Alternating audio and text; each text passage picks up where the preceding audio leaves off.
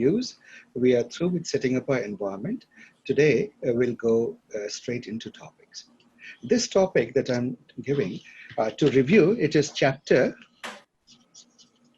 8,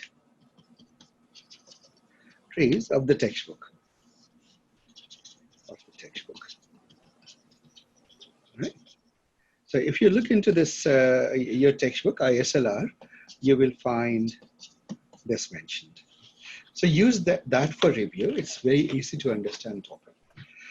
So this set of algorithms that go by the name of decision trees, they are called, or they are also called classification and regression trees. Classification and regression trees. CARD. That's where the word C-A-R-T comes from. Classification and regression trees. So this is interesting. It is the first nonlinear method that we are learning in our sequence. If you remember ML100, we focused only on linear methods. We did linear regression, we did logistic regression, which is a classifier that makes linear decision boundaries. Yes. We did linear discriminant analysis. Again, it made straight decision boundaries. Quadratic discriminant analysis, it made sort of quadratic decision boundaries, but we didn't go anything more complex than that.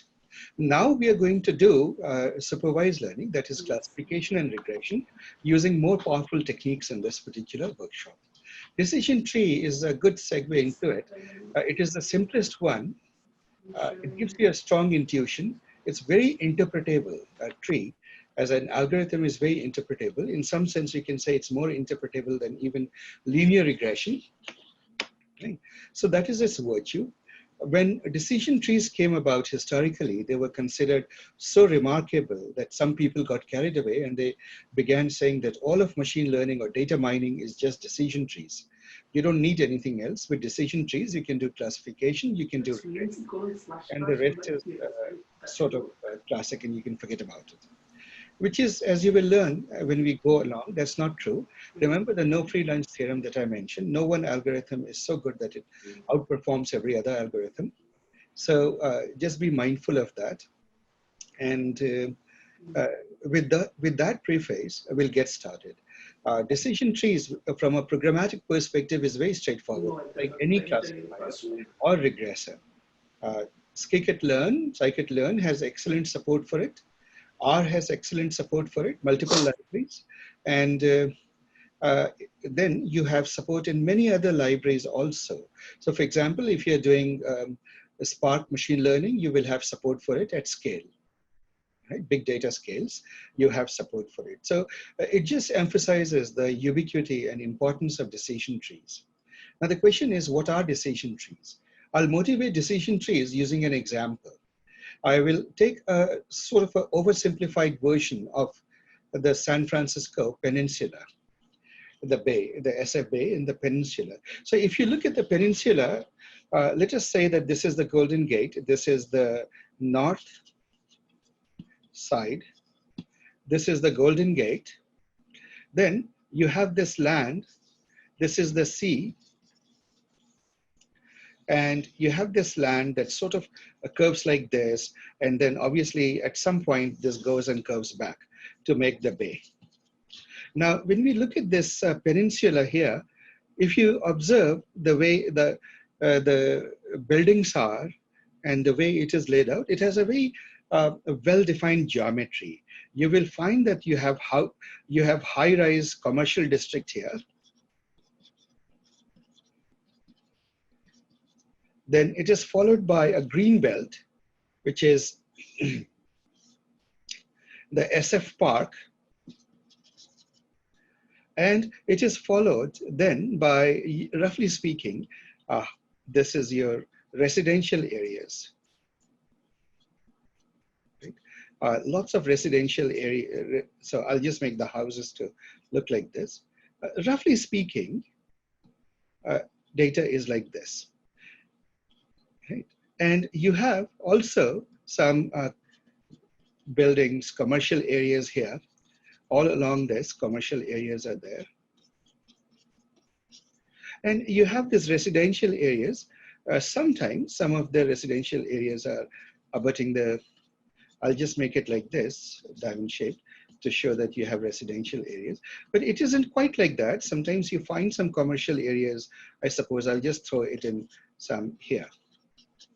Right? And I'll put some residential areas here. Right?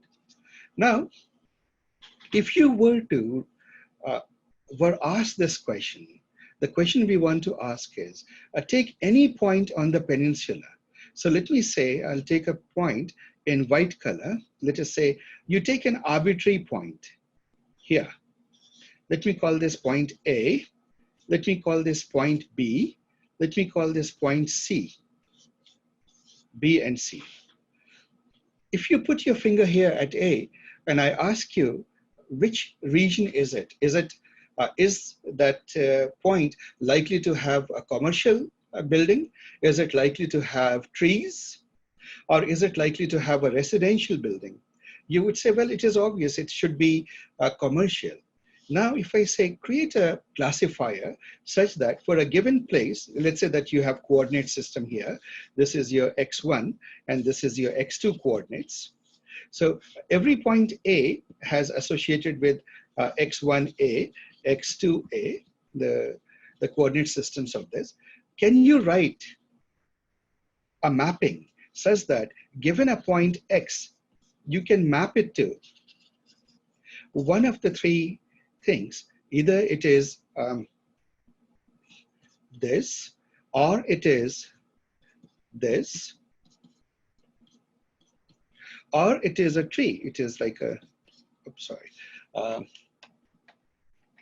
It is a tree. Right? Can you take every point and map it to one of the three classes? What do we call this sort of activities? An algorithm that can do that, what do we call it? Classification. Classification.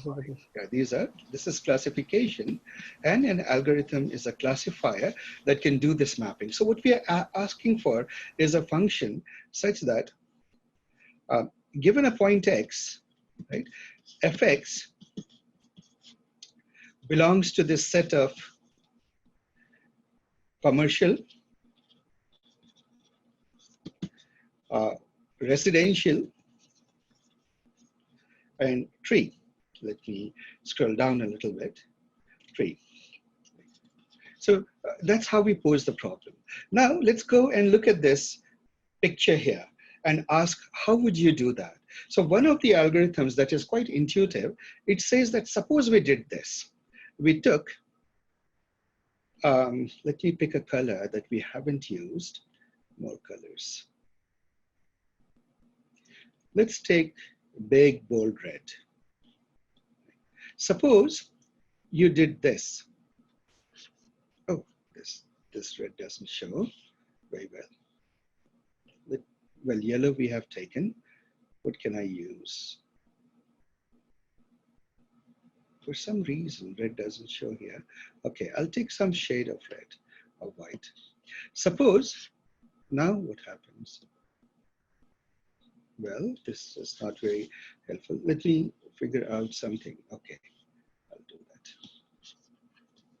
And that too doesn't show. All right, I'll just use white here for whatever reason, this color symmetry. So one thing you could do is, you could just say that, suppose I draw a line here. I can declare everything to this side as commercial. And I can declare everything to this side as something else, right? Are we together, guys? Non-commercial, like I can declare it to be, let us say I can declare it to be residential. If you do that, you would be doing pretty good on the left-hand side, but you'll be doing not so good on the right-hand side. Are we together, guys? So you say, well, that isn't good enough. What we can do next is draw another line here. Now we have divided this space into three boxes. One box contains A, one set of region. Let's say that this is a region here. This is one region. it contains the point A, another region contains the point B, another region contains the point C. And now if you do that, what you could do is, you could say that the region A is commercial, that is fine. This region is all trees, right? This region you can declare to be trees, and then you would be making some mistakes. If you declare it to be trees, you would be making some mistakes. And here, what is the majority? Here, the majority are residential. So you can declare this, this thing to be residential. You would say, well, that seems to be getting somewhere. Can we do better? And in order to do better, you may then want to draw a third line. You see this line. So let me call these lines 1, second partition, the third partition. So if you draw a line here, now we can be more precise. We can say this side, the lower side, and this area is residential, and this upper area here is commercial. Commercial. Now, once again, we notice that there's a mistake here. These regions should be commercial and not trees. So you may want to draw one more decision boundary somewhere around, let's say here. And when you do that, now you can say that this region is again commercial. So guys, are we getting an intuition of what we are doing? What we are doing is we are taking this entire space, this rectangle that would capture this peninsula, and we are partitioning it gradually into smaller and smaller regions, so that a region ideally should contain all the data points belonging to only one type or one class. Like for example, here, all these points, any point here represents a commercial district, here represents a park, here represents the residential area, here represents again the commercial district and the commercial district. Are we together, guys? Do we see the concept? So this intuition, let us formalize. What we have done is we have taken the big rectangle. Let me call this the big rectangle R0. Right? The big complete rectangle of which the peninsula is a part. First time we divided R0 into two parts. We divided it into R1 and R2, isn't it? And then we divided this further into one more region. The R2 we divided further into, let me call it, let me leave this as R1. And we divided this further into R21, R22, isn't it? And then if you look back at it, the third division we did, and this I'll call the fourth division, number 4. And the third division we did is we partitioned our R3 into a part. So then we went like this. We went from here to a situation where this was R1, this was R21. This again, we partitioned like this, so that we had R221, R222. And then finally from here, so we are recursively, at each stage you notice that we are just adding one more partitioning of one of the regions. So going back, it is R1, now this we leave alone, R221. By the way, I'm just giving these numbers, these numbers don't mean anything. You could have just called them ABCD if you so wish. And then we did one more partitioning. This was what was this? Oh, this was R2. I should have done, yeah, R21. 2, 1, let us say, R2, 212, right? Because R21, we are splitting. So at the end of it, we end up with how many regions? We end up with 1, 2, 3, 4, 5. So we can represent this as a tree structure. We can say you start with R0, and the first partitioning was, if you notice, R1 and R2. So we went from R1 and R2. Then R2, we partitioned further into R21 and R22, and the that we further partition into R211 and R212, right? Or 2 to 1, or 2 to 2.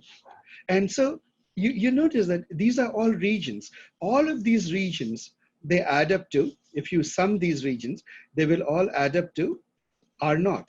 The same is true of this. These regions, if you add up all these regions, they all at any given level, they all add up to the full region, the R0, right? So this is called, in programming, this sort of hierarchical structure is called a tree. Now, if you think about this problem, you'll realize that you could have divided this region in many, many ways. But there is one way of dividing it into subregions that is perhaps the best. But even then, it may not be perfect. Like, for example, you notice that there are mistakes here. So you never try to achieve perfection, and here there are mistakes and so forth. You will still be left with some mistakes. You don't want to grow a tree so big or so fine-grained that there are no mistakes. You stop somewhere. At some point, you stop. So to summarize, suppose you have, what we have done is, decision tree algorithm works like this.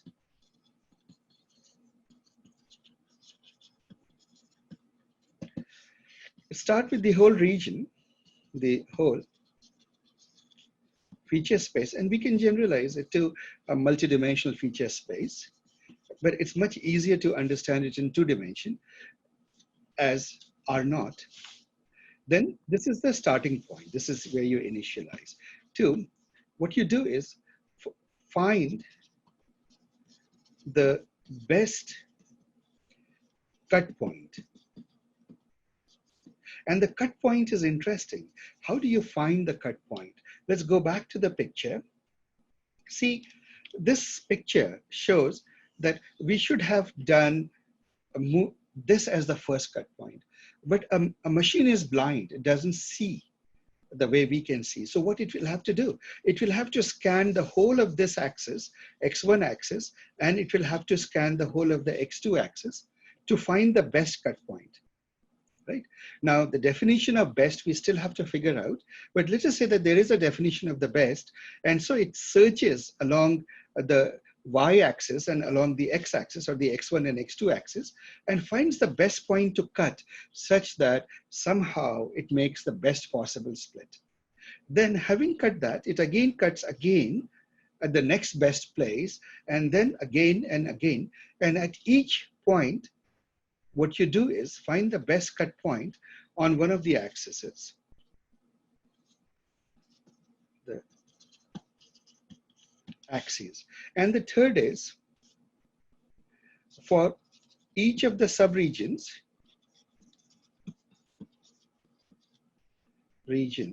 search for the best subregion to split.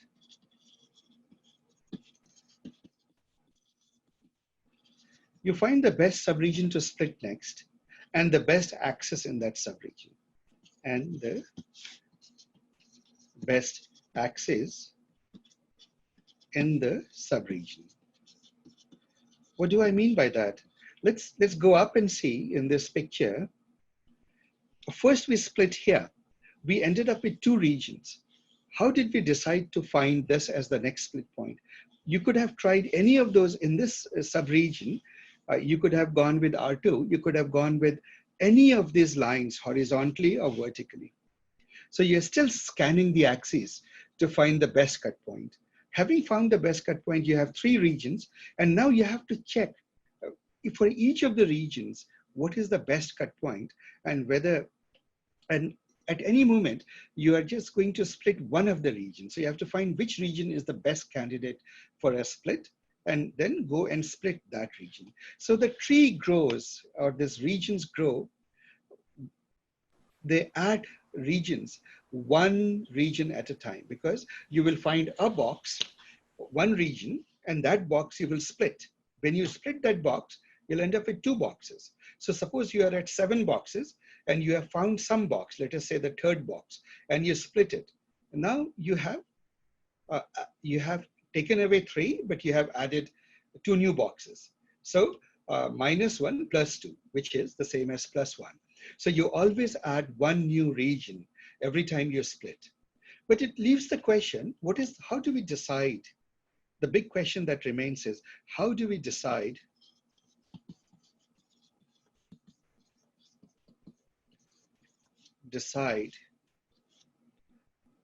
the split point,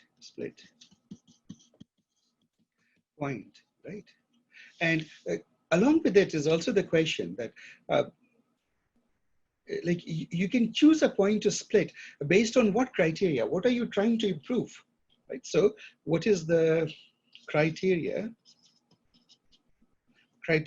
to improve upon? Like, what is it that you say that if I split here, it would be much better than if I split somewhere else? Are we together, right? So you want to look for the best split points. So we will think about this criteria that we will use to find the best split point. So when you think about this, we can do it two ways. We can first think in terms of regression and how we do it for regression, and then we can think how we do it for classification. Are we together? So now to deal with regression, let's take a slightly simpler problem. Asif, sorry to interrupt. Kala wants to be let in. She's waiting. Nice. All right, guys. So now, suppose we are solving a regression problem. Remember, regression is y hat is some function of fx, right? And then, of course, y itself is some function of fx plus the irreducible error, right? That's our definition. This y hat belongs to R. It's a number. And x is, of course, a point in the feature space. And you're searching for some sort of a function that will do this. So now I'll take an example that may make it easier to understand. Let me do that. I'll take a slightly different example. Suppose that you are in a cold Arctic forest, the tundra or something like that, right? And on one side, you have lots of trees,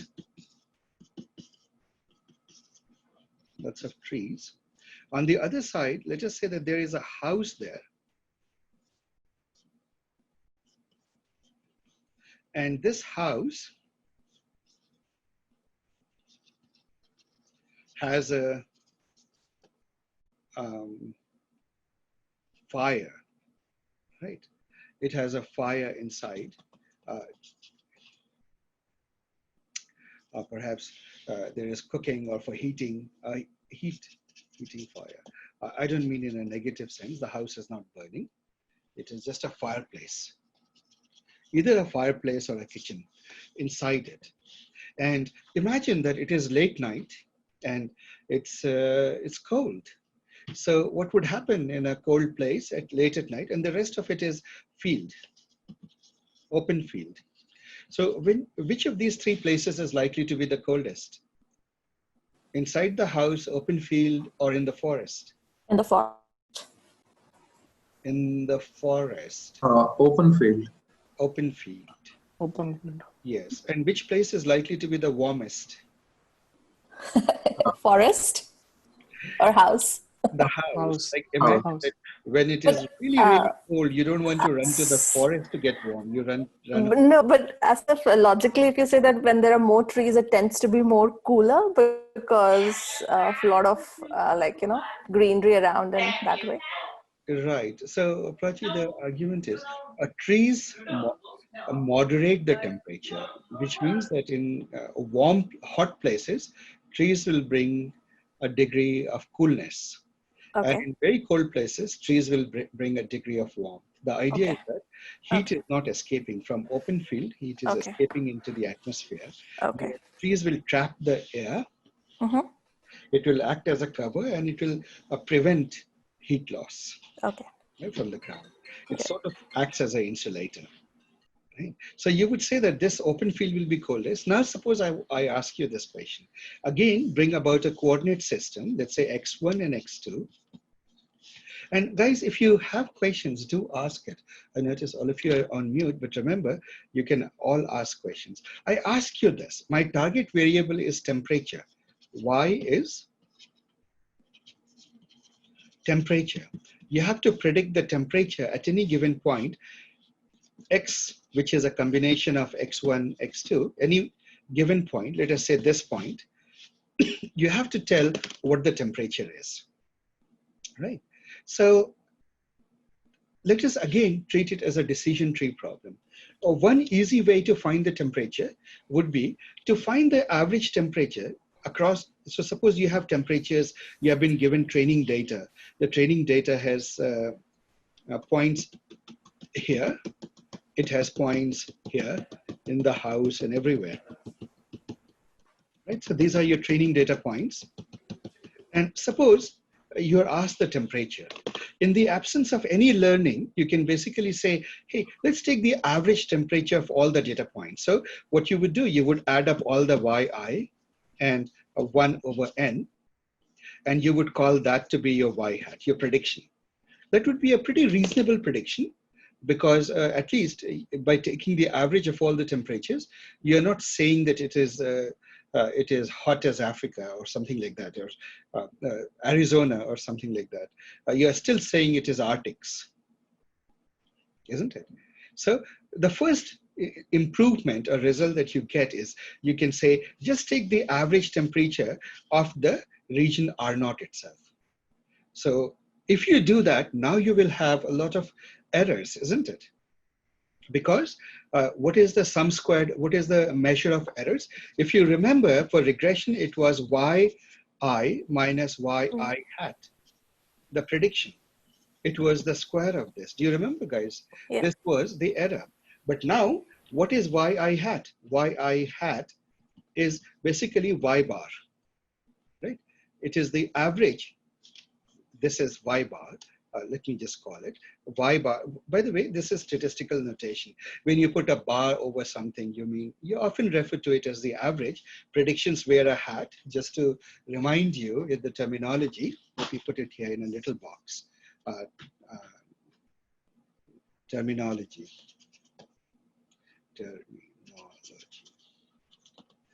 Hat means prediction. Right? Bar implies average. What did I write? Average. The average. So at this particular case, of course, that is also your y hat for the whole region.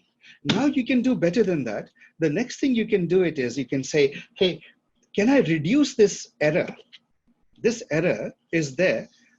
Can I, the question that you ask is, can I split R0 into subregions such that my error goes down? Because if you can answer yes to it, you would say you are learning, isn't it? Learning is a reduction in error. So when you go back up, and the first boundary that you might want to put would be something like this. Let's put these boundaries in. Actually, let me see if I can make it fatter. Yes, this should do. First, no, blue. You would agree that if I split like this, I'll put the forest on one side and the open field and house on the other. And then if I will get two regions, let us say this region now becomes R1, this region, the forest becomes R2, let us say. Now, the R2 seems to be a pretty pure region. It's mostly made up of forest. Now I do this. For each of the region, once again, I find the average. So this would be, I would find the average of R2.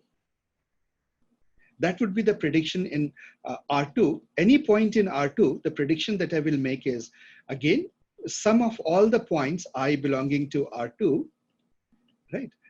Summed over yi, let me put it in a more formal notation, I belonging to R2, and 1 over number of points that is there in the R2, right? The average here in this region.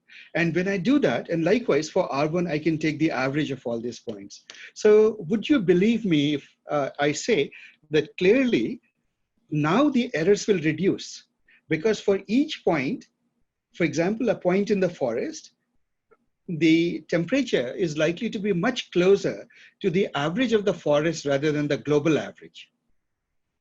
Does that statement look plausible, guys? Anyone? Yes, the forest error will be 0 almost. Yeah, almost 0. It will be much lower, right? And on the other hand, on the R1 side, yes, there are errors, for example, but it would still be an improvement upon taking the average. Now you're looking at the open field and the house, right? So you can say that the error on both the sides will improve and the total error will go down. So that split is worth making. That's how you decide to make the split. And you find the point here, the split point, it could have been like this direction, or it could have been this direction. You scan the axes and you find that point that gives you a maximum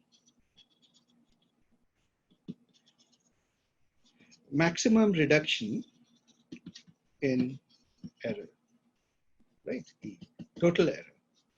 Let me just say total error, right? Like that. Now you say, well, that is good. I can continue this process. The next split perhaps that you may want to make is, you can say, hey, what can I do further? Maybe the second split I can make is along this direction, because then this field becomes a pure field, open field, and I'll get better results. And here, the average of this I could do. And then the last split that you might want to make is like this. And let's sort of stop there and accept the rest of the errors here. So what have you done? You have broken it up into 1, 2, 3, 4, right? If you were to mark it, suppose I call this R11, this is R1, then this would be R12, and then this would be 121 and R122. So again, you can write it as R0 got into R1 and R2, R1 got broken up into R11 and R12, which got broken up into 121 and R122. Do you see that, guys? You have a decision tree. And so what is the prediction? The prediction for any given point will always be the average of the region that the point belongs to, isn't it? Now that average value may not be perfect, but that's how decision trees work. Now, the temptation here is that you can keep on dividing to get to more accurate answers if you want. In this particular problem, I've posed a simplified problem.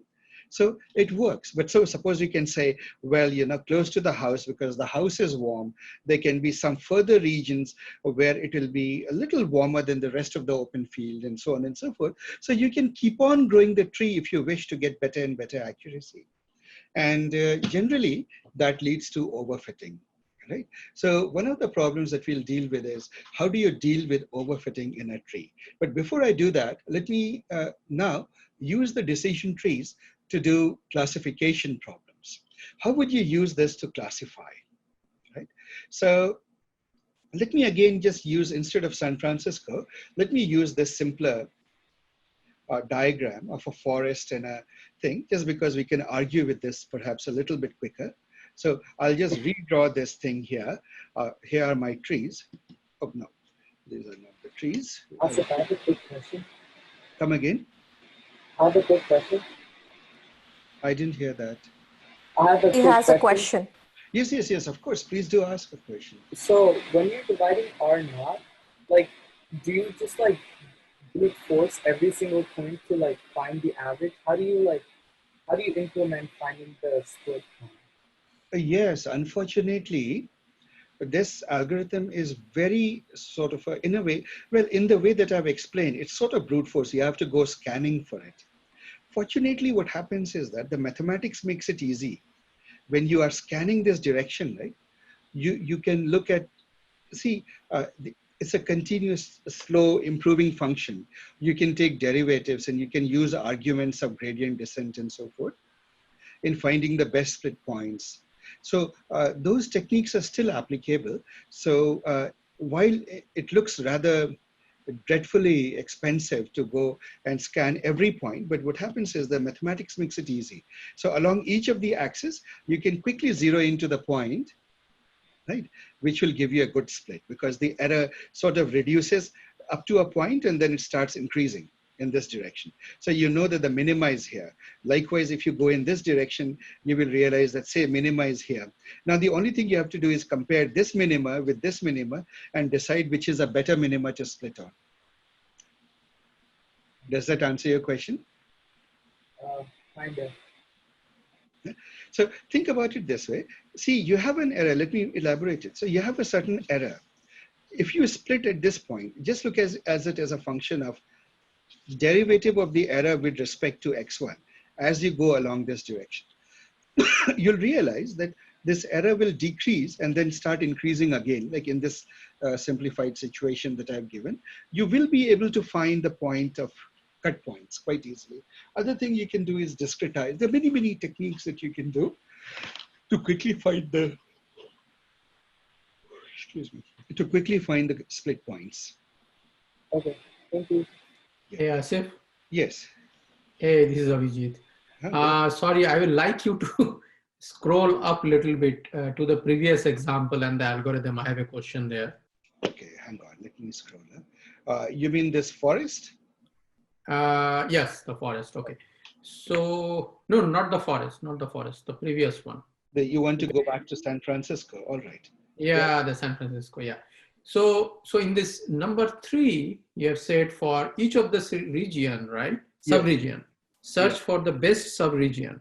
So based on that local minima principle, right? The minimum error you are getting in these sub-regions, right?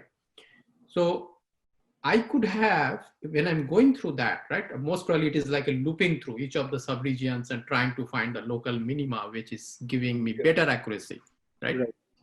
Right. So in each of these, I could have done what is called the region B first as opposed to region C, right? It's not that I have. You have to search all of the regions. So what you have to do all of the subregions, yeah. Yes. Yeah. You have to find the best split point in all the subregions and then ask, if I were to do that split, what is the reduction in error? And then pick that region to split, which gives you the maximum reduction in error. Okay. Because because below in the algorithm number 3 I've written, you have to find the best subregion, and within that you have to find the. I understood it. You know, instead of finding, it's not finding the best subregion, but it is more like which of the subregions I have to reduce the errors. Yeah, which of the subregions, if I split, the error reduction will be the highest. Highest. Okay. Okay, get it. That's the way to. That's fine. And so this brings up an interesting point. I might as well mention it.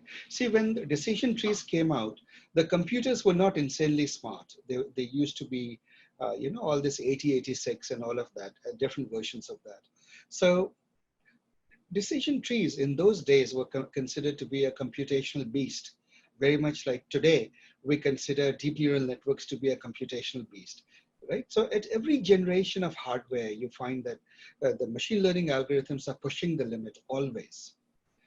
And they take a long run time and so forth. So the decision trees used to take a very long time to run. So this word CART, classification and regression tree, it started out, people started coming up with versions up to 4.5. And the way I remember it, the people who were doing this open source, at some point they decided they wanted to make a commercial version of it. So the next improvement, they didn't reveal, they instead made it into a commercial product or something like that happened. I vaguely remember. And then, I guess there was a bit of history to that. So decision trees, much of the effort was in trying to somehow make it faster. Right? And because there is more to it, I've just taught you half the journey. The other half is something called pruning the decision tree, which is to get rid of the overfitting. And I'll come to it in a moment after I've done the classification part also. There was that, and they were quite effective compared to linear regression, logistic, etc. In many situations, decision trees are very effective. Even today, they are very effective, and a lot of domains, especially medical and biological, etc. They even today swear by decision trees. It's really powerful. It's very intuitive. You can see what is happening, but today, yeah, the cancer regions, the cancerous regions in, yeah. Yeah, that's right. And today we live in the world of computational plenty compared to the late 1980s, early 1990s. This is the years of plenty. So today decision trees don't take that much time compared to other algorithms. It actually solves the problem very, very fast. Computers are insanely fast these days. But then of course we have other algorithms that bring it to its knees. We have the deep neural networks and support vector machines are even today computational beasts, and they slow it down. So we'll come to all of that gradually, right? So now let me go back to classification now. How would you deal with a classification problem, right? So let me erase some space and write it down that this is classification now. How would you do classification? Not very different. Let's go back and bring back our Arctic forest. Oops, what just happened? Arctic forest.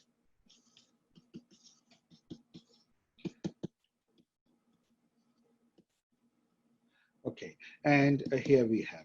And then we have this little house, lonely little house out there. We bring it in the forest. This is looking quite a bit like Hansel and Gretel, isn't it? So, you know the story? And this is the field, open field, let us say. Now, let's change the problem. We are not finding the temperature of a given place. We are asking the question, is it a field point, house point, or inside the house, or in the field, or in the forest? Right? So this is the question. And so in the beginning, you could start with this. You could say, well, let us take all the data points that we have and let's look at the target variable and look at the majority there. Majority in our training set.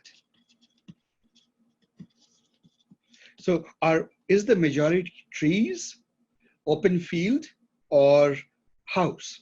Let us say that you come to the conclusion that is the open tree, the open field is the majority. Let's say, for the sake of argument, we will say this. So now what you do is your first model are not, when the regions are not split, your prediction always is open field. Let me just use O for open field. O, house, H, and forest, F. Right? So you always make a prediction of that. Well, when you make the prediction of that, what will happen? You will have a certain number of errors, isn't it? So what you can do is you can find the proportion that you got right and the proportion that you got wrong, isn't it? So proportion of errors or houses or trees, I mean, you can just take the count of it. Number of houses in the data point, house plus number of trees in the data point over the total. This is forest. And what will this signify? This will signify the proportion of errors. Would you agree, guys? Right. So you take the majority class, let's say here the majority class would be n open field over the n total. This is the proportion of correct answers.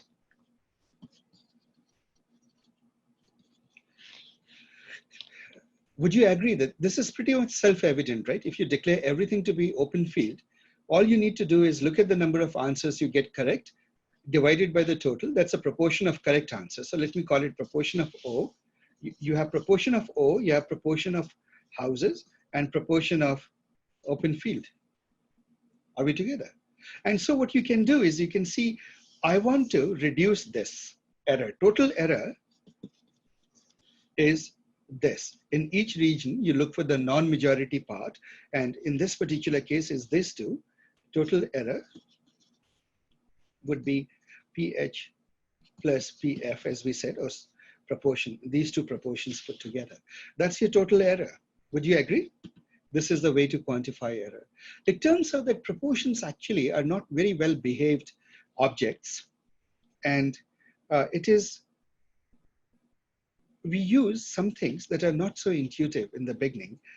Instead of trying to quantify error just as proportion, you do something differently.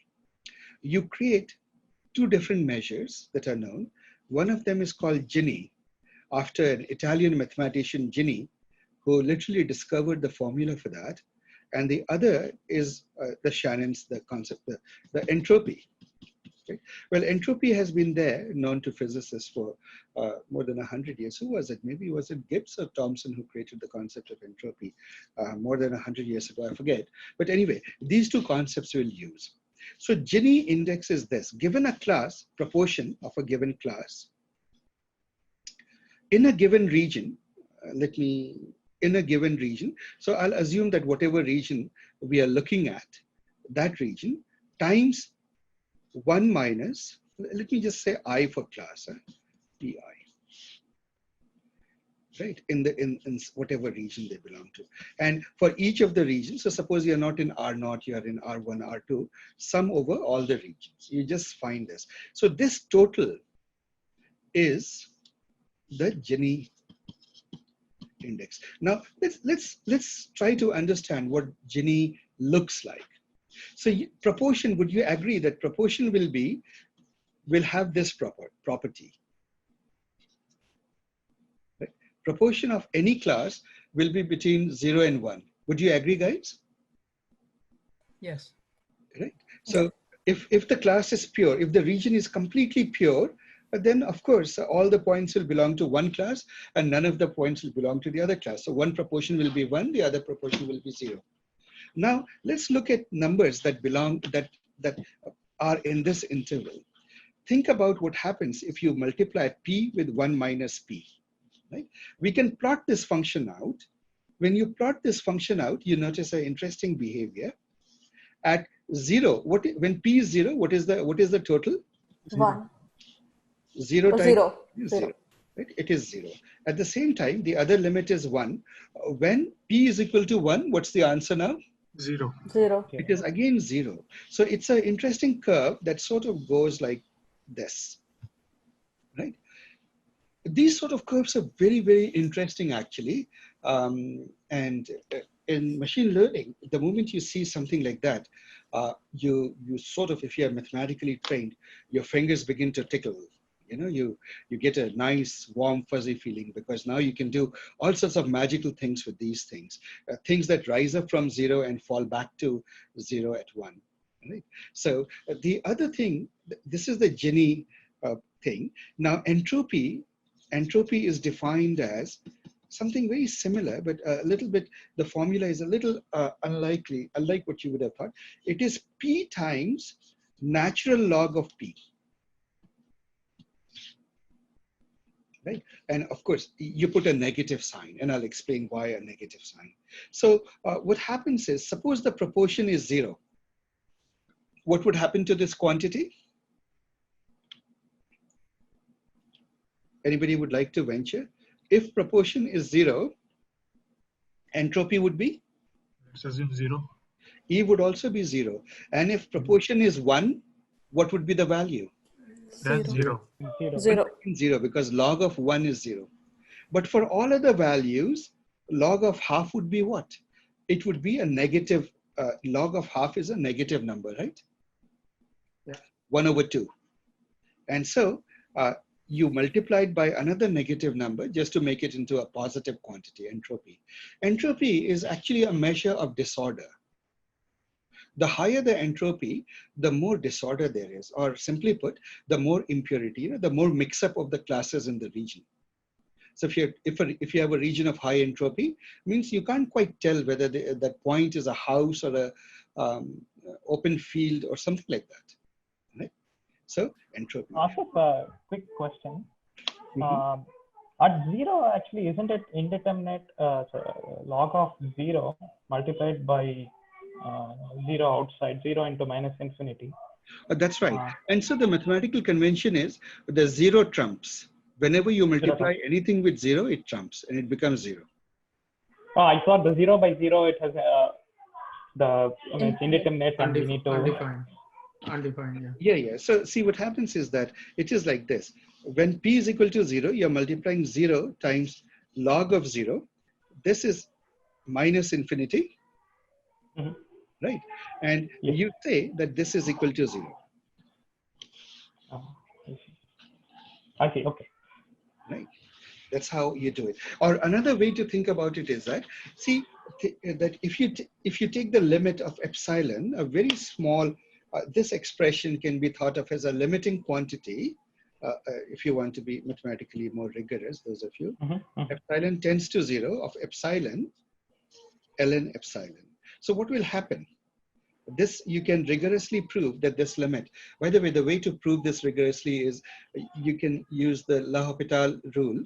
Yeah, so that's what I was about to say actually, because it's ln p by 1 by p, which is infinity by infinity. It's indeterminate.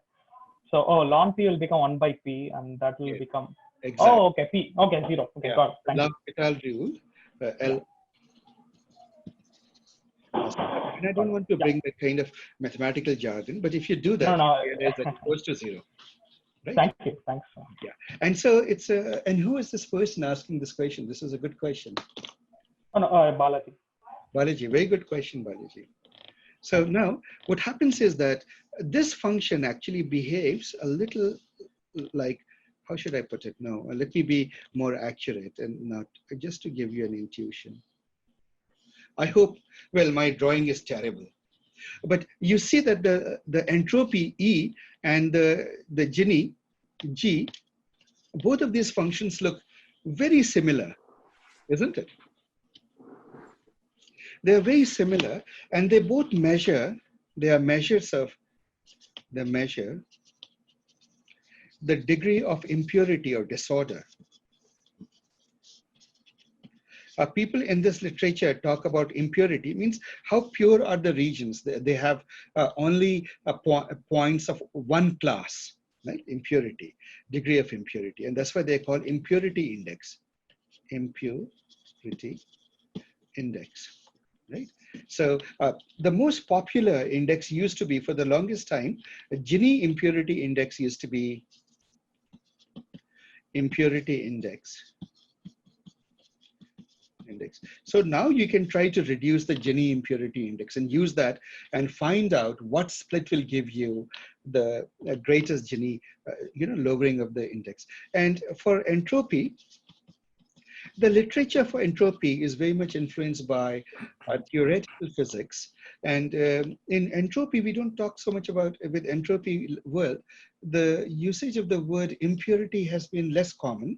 People often talk about disorder. Right? But in the literature of decision trees, the word impurity sort of stays, right? But you'll often see some people use the word disorder, right? Because entropy is a measure of disorder. So the more the pure a region is, the less these indices. And now I've glossed over a bit of mathematics. When you do the split, what you look at is, it is called the information gain.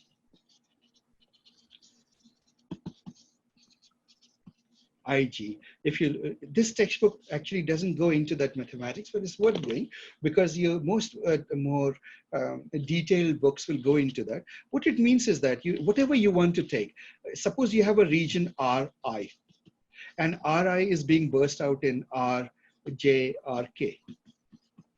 So what you do is you take whatever measure you have, let me just say Gini or impurity index. Let me just use the word I for impurity. Right? I of Ri minus sum of, like if you were to split it, I of Rj, let me just call it I, I impurity. IM, let me use the word impurity of region I minus the sum of the impurity that remains after you do the split. So IM J here in this particular case, plus IMK, right? So does this make sense? You look at the initial impurity and then the final impurity after you have done the split. And the difference between the two is essentially given the mathematical term information gain. And if you're using entropy, then it is literally the definition of information gain, but people use the same thing even for Gini index. So the word has stayed. So what do you look there for? In the language of information gain, you look for that split point that gives you the maximum information gain. So I was wondering, Does that make sense, guys? yeah. So Should I review it once again? Yeah, Asif, a little bit difficult for, so there is a disorder and it's decreasing, and the information gain, I'm unable to put it together. Yes, so let's do that. So we realize that in any region, there will be a proportion of the majority and a proportion of the minority, right? So for example, the open field, the house, and the forest. So if you, let's say that on average, there is more open field, then these are your mistakes. These data points are your mistakes. So suppose your total impurity in the beginning is based on either Gini or entropy, you will come up with some value. You can use a summation over P, 1 minus P, which is the Gini definition, or you can use the entropy definition, right, to find and again, you can do summation over, well, okay, let me put it here. Summation over is equal to summation over all the regions, right? So, and all the classes, all the I's also. So you can find the entropy or you can find the Gini, doesn't matter. Let's just use the word impurity index. So up to impurity index, do we understand? Irrespective of whether...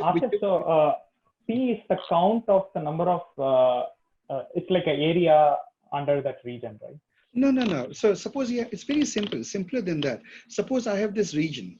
It has, let me just say 15 data points for open space, for O.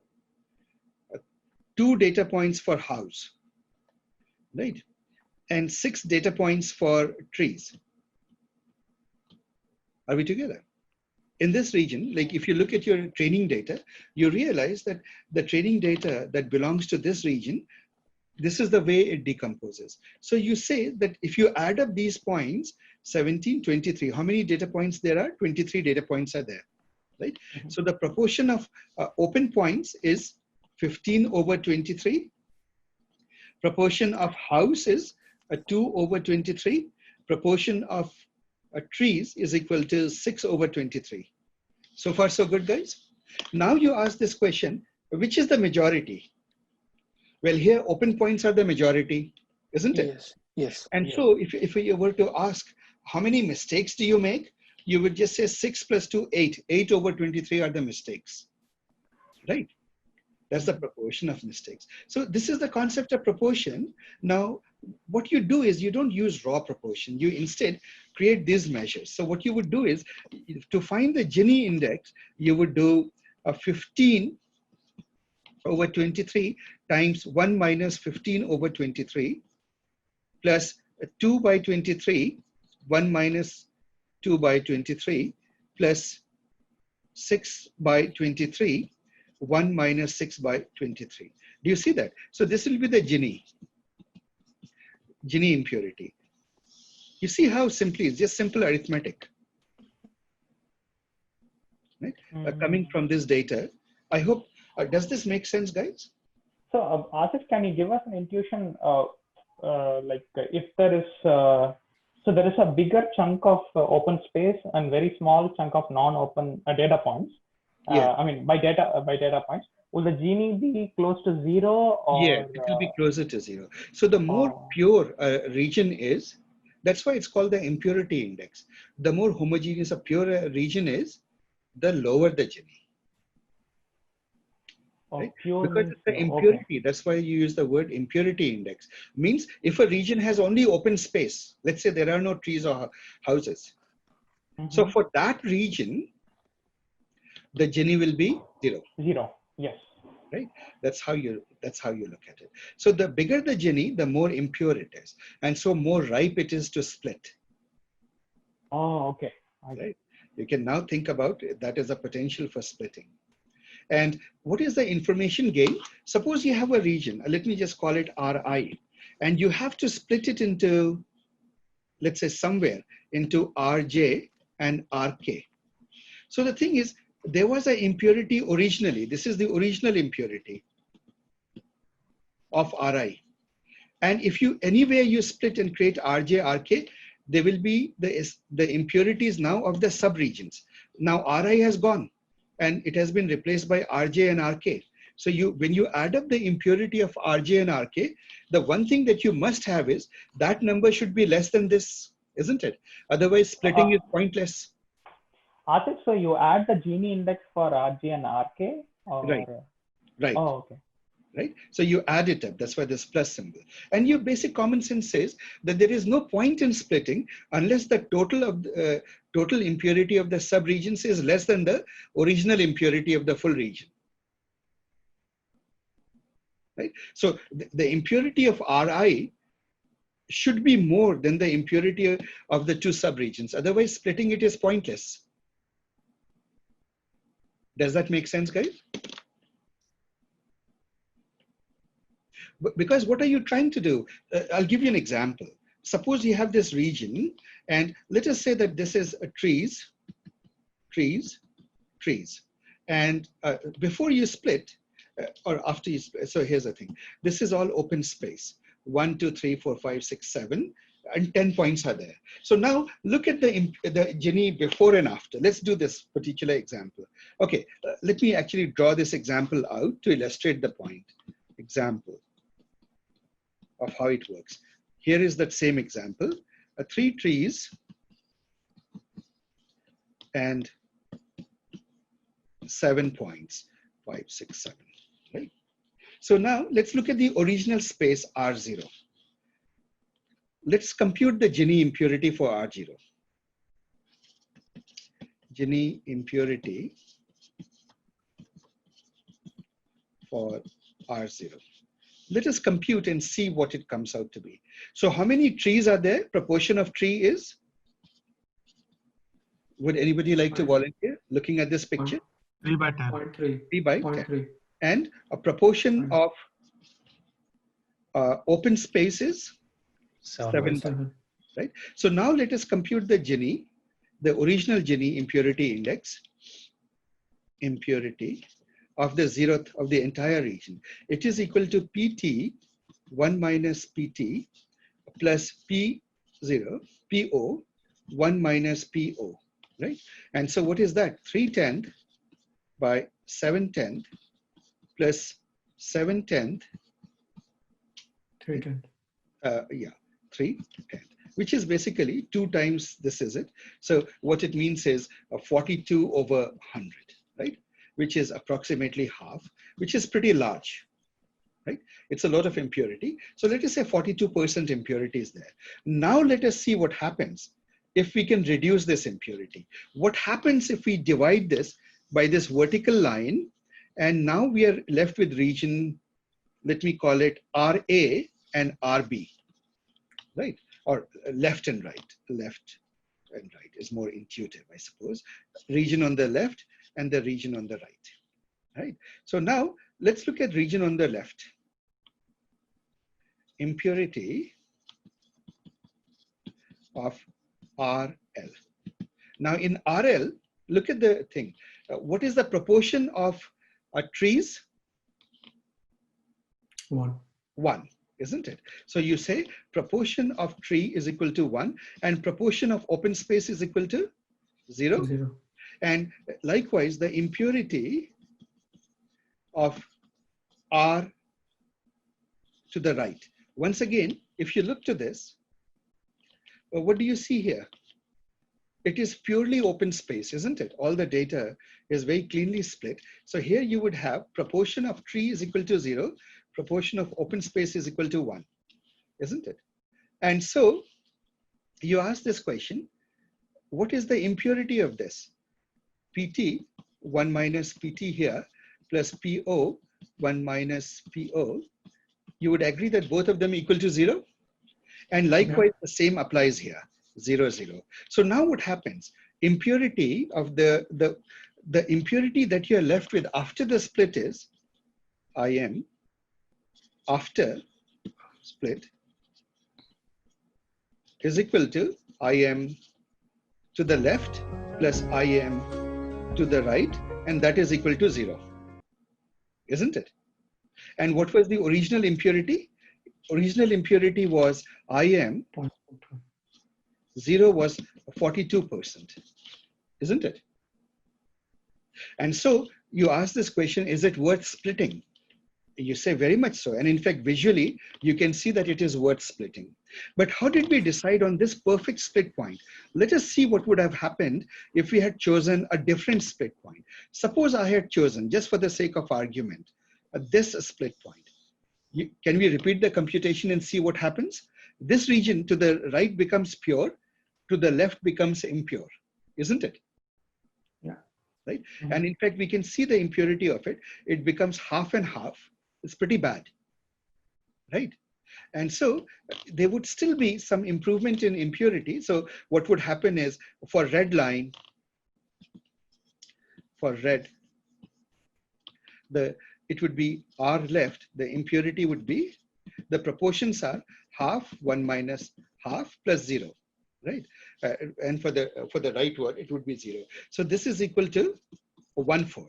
That is equal to 25%. So the thing is, for red line, if you chose red line as your split point, you are going from 42% to 25%.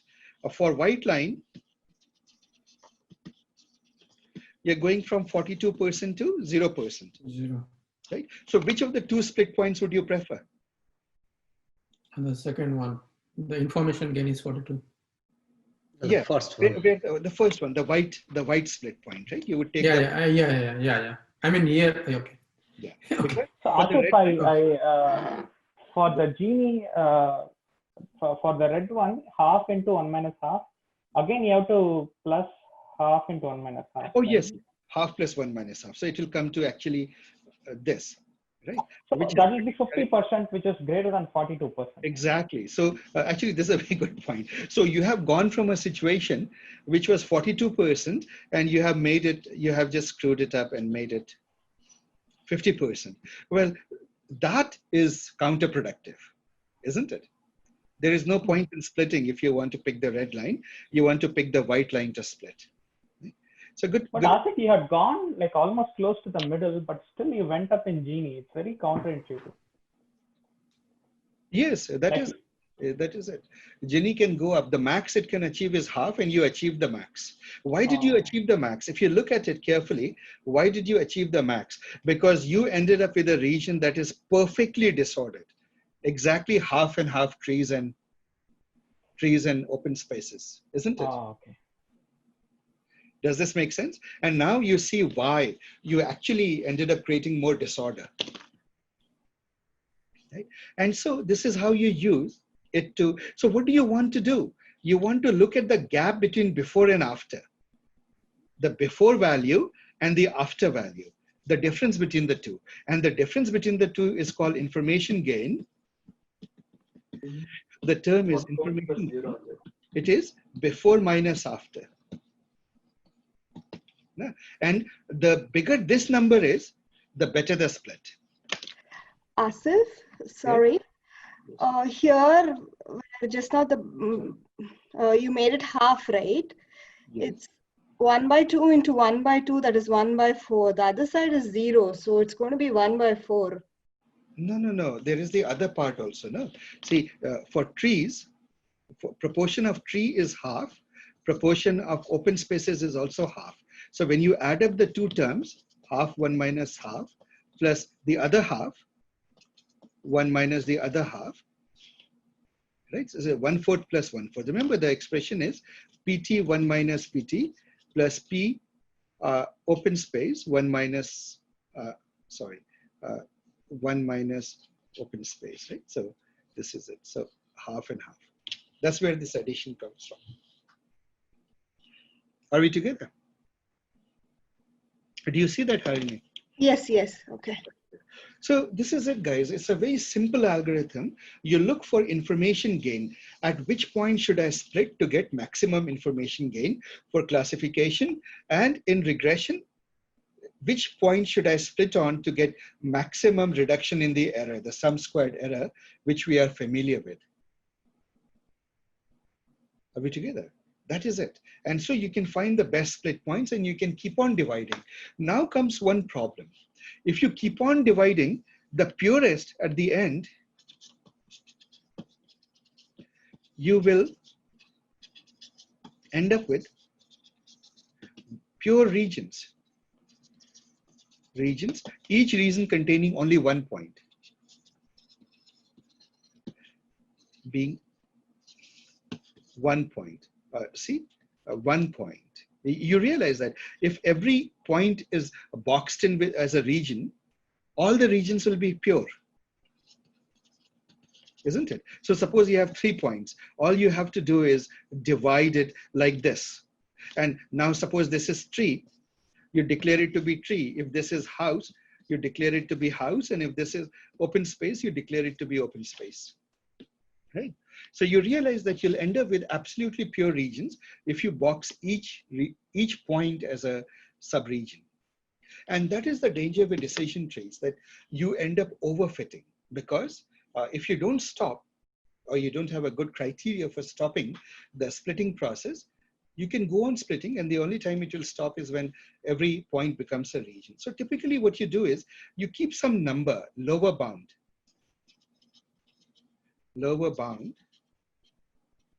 say 10 points. 10 points or 100 points, whatever, pick your number. And you say that if a region contains less than that cutoff, let me put the cutoff as cutoff, less than cutoff, then you don't split it anymore. It is already too sparse. Are we together? So you do that, and so it prevents you from making a tree that is very deep. While that is good, it turns out that even if you do that, your tree tends to overfit the data quite a bit. And that was a problem with trees. Now, let's take a break, and after that, I'll explain how to deal with overfitting and how do you cure it, actually partially cure it. It turned out after many, many years that it is very, very hard to cure overfitting and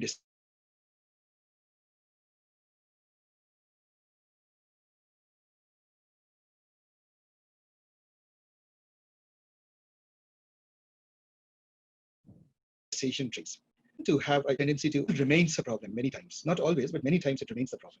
And so that will take us to the next set of algorithms, which help you not have that problem.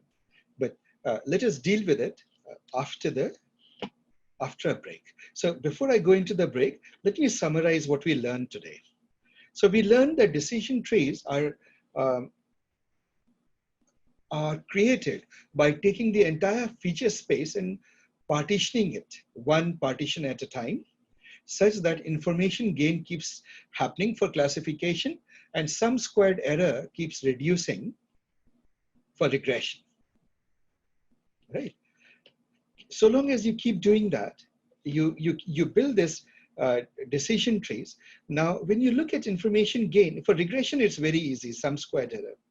But when you look at, and by the way, just for regression, so what is the value you predict for any region? You just predict the average of the values in that region, right? You find all the training data points that belong to that region, and you take the average of them, and you say, well, that's the predicted value, right? Classification, you're trying to identify whether it's a tree, open space, or house. Where you do that, majority wins. In any region, whichever is the majority is the answer for that region. Well, it leads to errors. This proportion of errors, a proportion of each class for a region, helps you determine impurity measure. There are two good impurity measures, Gini and Entropy. For the longest time, Gini was the default. If you look back at the history of decision trees, Gini used to be used most of the time. After some time, people realize that you get some improvement quite often by using entropy. Improvement is not much, but it tends to give you improvement. Not always. Sometimes Gini tends to do better. So it becomes a hyperparameter of the model, whether you use Gini or entropy, one of the two. Either of the two will get the job done. You can use. And so what do? For classification, you find the point along each of the axes, and you look at each of the regions and you say, what is the best split point for this region? And if I were to split along this split point for this region, what would be the information gain? Then you ask the same question for all the other regions, and whichever region splitting gives you the highest information gain, you go and split that region into two, right? And so you keep on doing this process till your regions all have no more than the cutoff number of points. It may have less than, let's say the cutoff is 100, so they may contain less than 100 points, but no more than that, right? And then you say, I'm done building the tree. Now, these trees tend to have a problem, which is overfitting. And these trees tend to be very, like, sort of fine-grained, very deep trees. So the second activity we need to do is solve the problem of overfitting. We need to prune the tree. Now, how do you prune the tree? Well, it's very similar to the way you would prune the tree in your garden. You need to take off some branches. So we will learn about that. Let's do that after the break.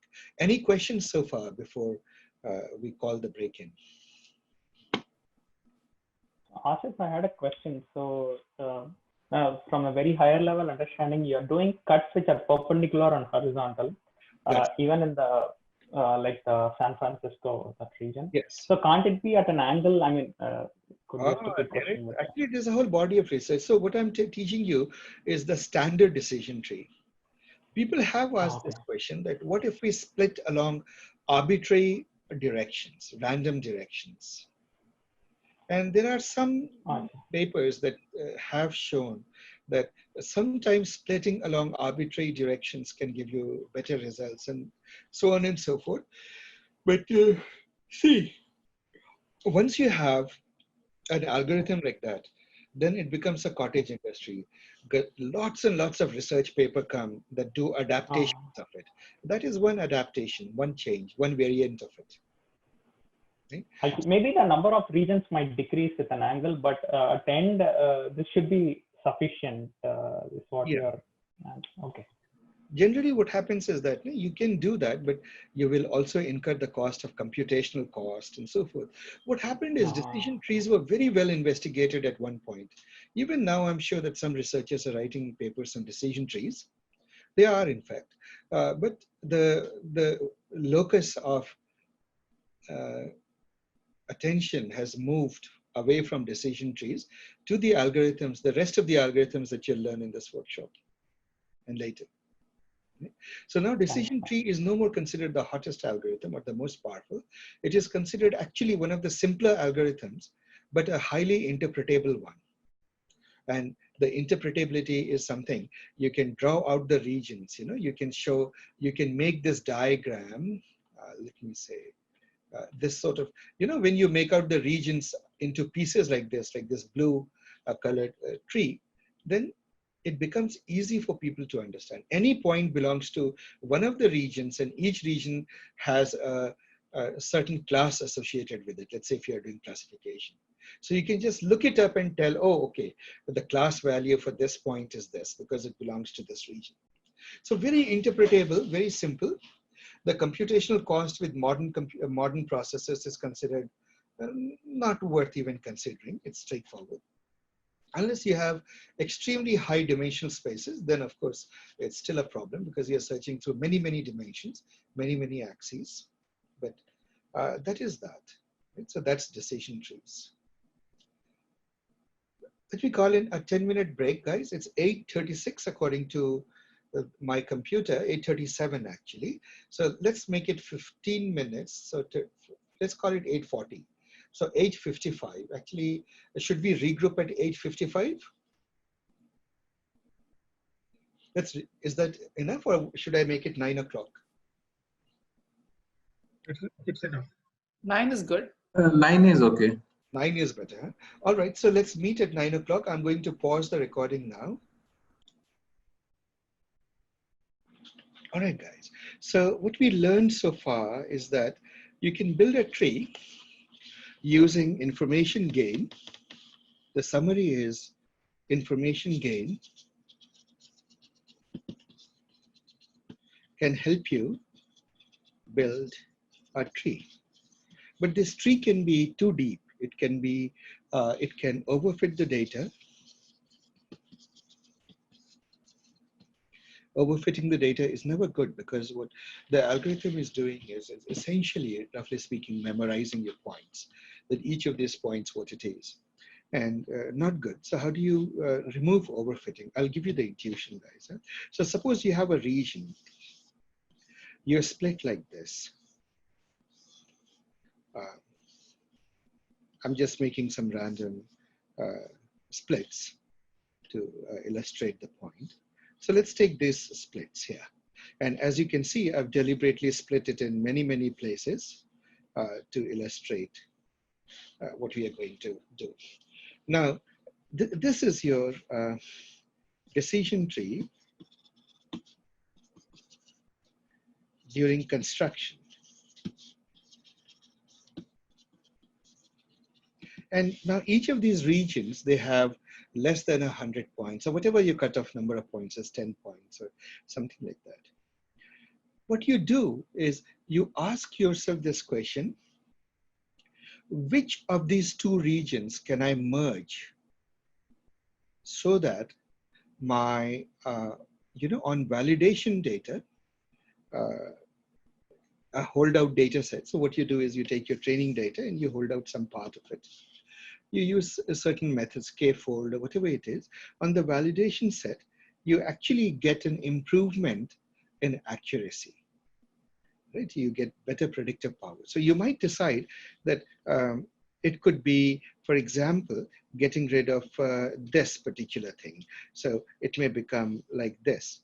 So now this region, you notice that we have gotten a non-rectangular region. It's a region that is L-shaped. Then after some time, you might realize that what you need to erase is this guy. For example, the second region that you need to merge is like this. And you continue this process. As you continue this process, you'll realize after some time that you end up with all sorts of non-rectangular regions at this time. So you might end up with this, for example,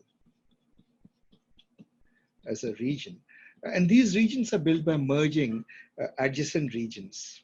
Right? So you say that in the decision tree, you're merging nodes. And when you do that, and you look for the weakest links or weakest branches or split points, so that you can merge them in such a way that your model improves. When you do that, you eventually end up with, in general, relatively simpler trees. For example, you might, if I were to illustrate this point, you might end up with something like this. A decision tree like this. So now this decision tree is much simpler, and you called it the prune tree. And I won't go into too many details. It's the way to do that is to find regions that improve it.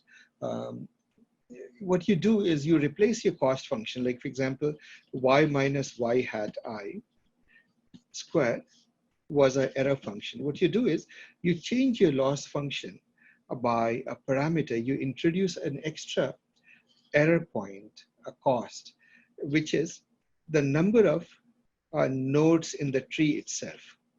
You penalize it. You say that the more nodes there are, the more the errors. Right? So you basically are saying that I'm going to optimize in such a way that I'm trying to get the smallest tree that is giving me the maximum reduction in error. Right? So if I'm only trying to reduce the errors, then I can get a very deep, big tree.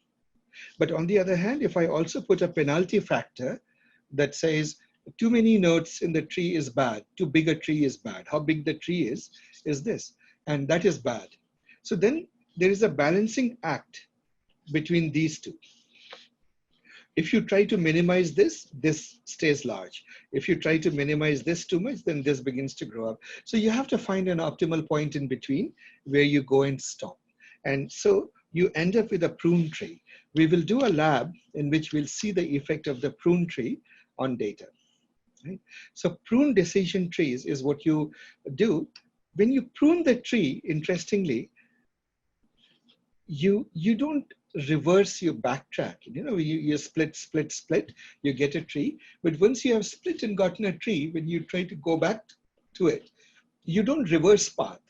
You actually prune in a different path. As you can see, you prune by using a different heuristics for pruning, and you end up with a decision tree which you could not have drawn on the way down. If you remember, on the way down, all the regions were rectangular.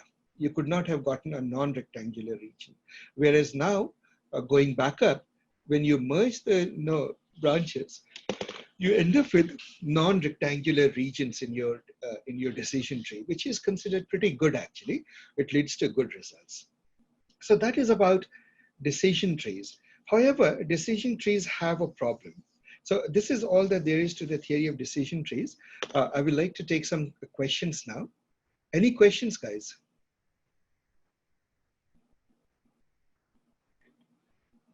Feel free to ask questions. Are you guys hearing me or not?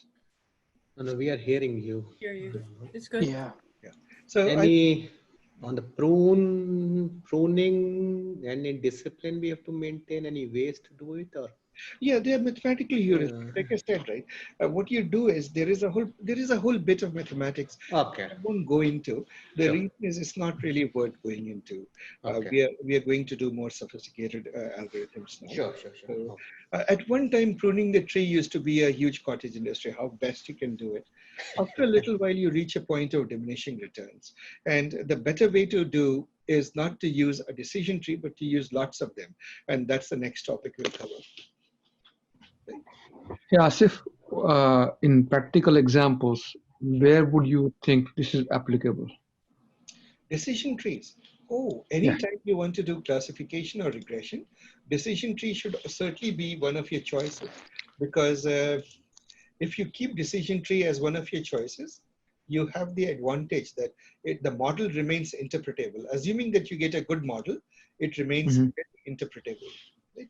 So see, this question is, you never know, given a situation, which algorithm will do best. That's sort of the no free lunch theorem. Yeah, okay. So you should try out all the algorithms. And that's one of the practical, I named this course, this workshop, the practical methods. You'll realize at the end of the day, what I'm trying to tell you is that you can have some gut feeling that in this situation, this will work, but you still need to validate it. And decision trees are very general purpose algorithms. They work both for classification and regression. Whether they are suitable to your problem or not, you'll only come to know after you use it, not before that. Okay. Right? That makes sense. I just was trying to figure out any practical examples in the market. You could say that is how decision tree was. They use decision tree. Everything. Like, for example, Srinivas, you have been to the previous workshops and so forth. Think of it, the breast cancer data, you can apply a decision tree. California housing prices, you should apply a decision tree. Okay. In all these situations, decision tree are applicable and they are widely used. Like when you say, where should I use decision trees and are they used in the industry? Ubiquitously, almost any problem set you go to, somebody would have tried to solve it with decision trees, and decision trees are quite effective. So, and they are a favorite of a class of people simply because they are highly interpretable. If you can manage the overfitting problem, they're very interpretable. Got it. That's the decision. So this is like easy to interpret, it's much more simpler to explain compared to some of the other that we're going to learn, which will be complex to explain. Exactly. So for example, a support vector machine is, interpretability is very hard there for the common man, right? Yeah. The moment you try to interpret, you get into a lot of mathematics. At the same time, the same is true for other algorithms like gradient boosting, random forest, and so forth. Neural networks is almost hopeless. Yep. But decision trees are lovely. They can solve pretty complex problems, and they're interpretable, which explains the huge popularity. The popularity of algorithms, all this after the linear algorithms like linear regression and logistic regression and so forth, I would say decision tree is the next most popular algorithm. Right? When linear doesn't work, people first go to is decision trees because they're simple. Right? And then you always try more sophisticated algorithm, and if those outperform the decision tree by a wide margin, then you give up on decision tree. But if you notice that their performances are comparable to decision trees, you always stay with the decision tree because it's very interpretable. Are we together? Okay. Yeah, that makes sense. So that's that. Now, any questions, guys? Huh? So what are the key concepts we learned? We learned about impurity measures, Gini and entropy. We learned about information gain. We learned about like pruning the tree after growing it. And when we do the labs, you'll find that it's quite simple. And it has a very good interpretation. Decision trees visually are very, very appealing. Right? So we'll use that. Now I'll move on to a new topic. I'll introduce it today, and we'll cultivate it much more in the next Monday. The topic that we'll talk about is ensembles. Ensemble methods or ensemble methods. Right. So when you think of ensembles, you might think of orchestra or something like that, where there are a lot of people playing different parts of the music.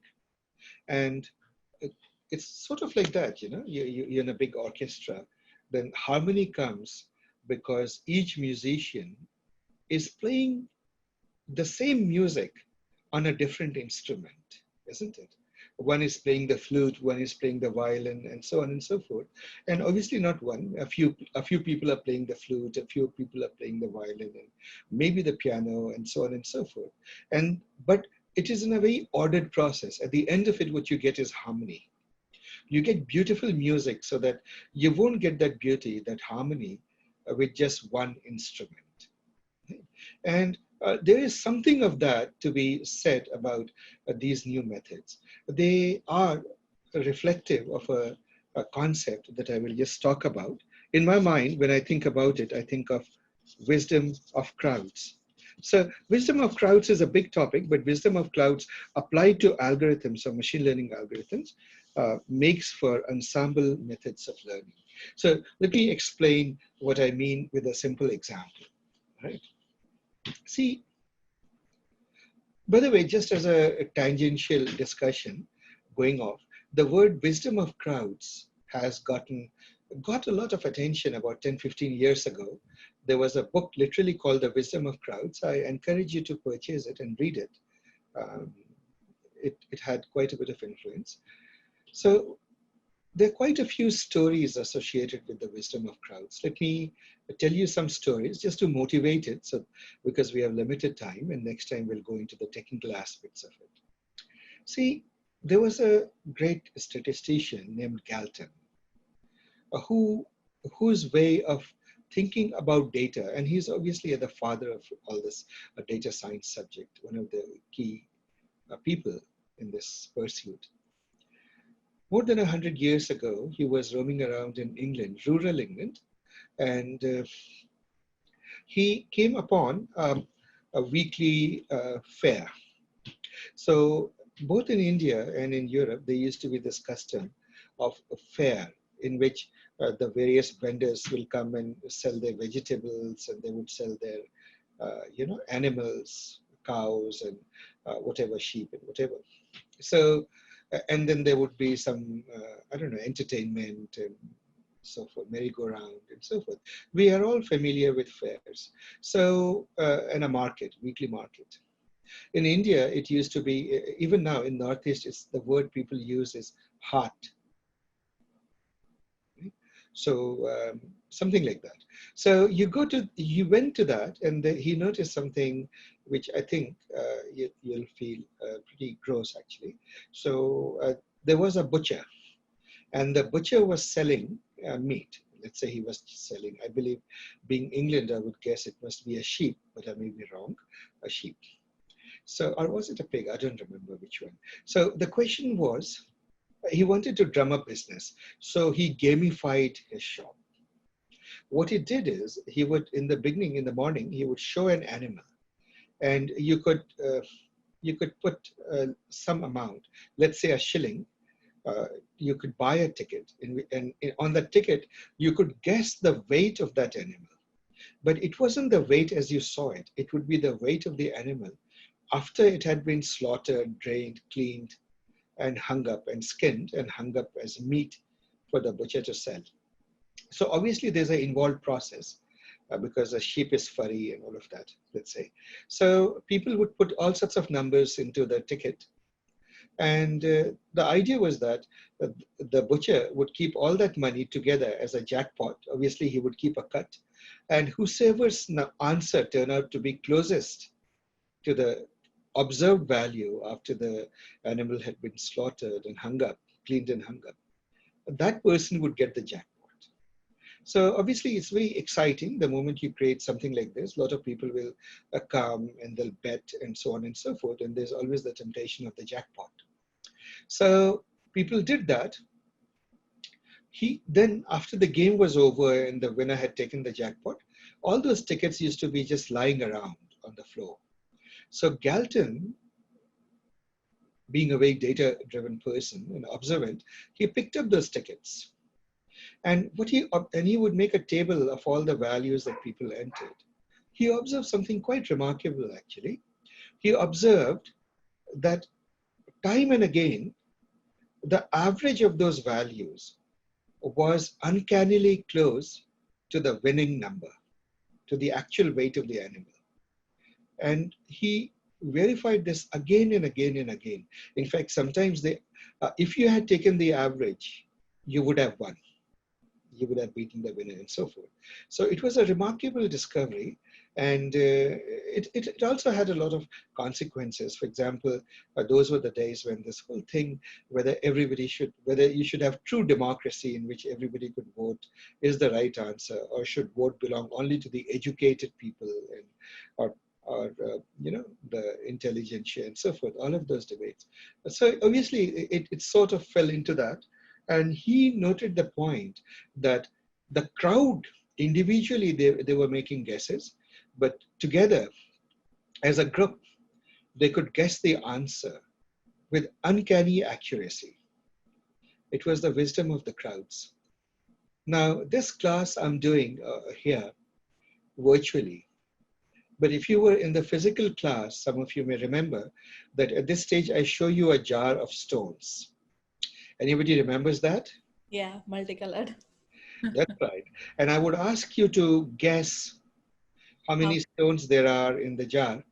And everybody's guess would be different. But if you take the average of the values, you notice that the average is uncannily close to the right answer. Right?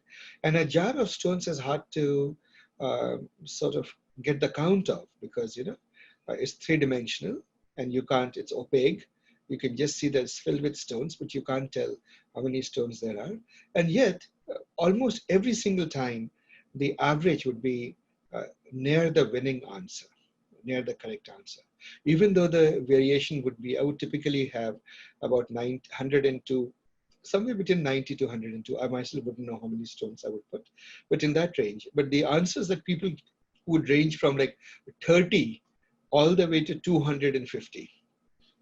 Typically, very wide variation of answers. And yet, the average of them used to be uncannily close to the right answer. So this concept is now today called collective intelligence or wisdom of crowds. There are many such stories.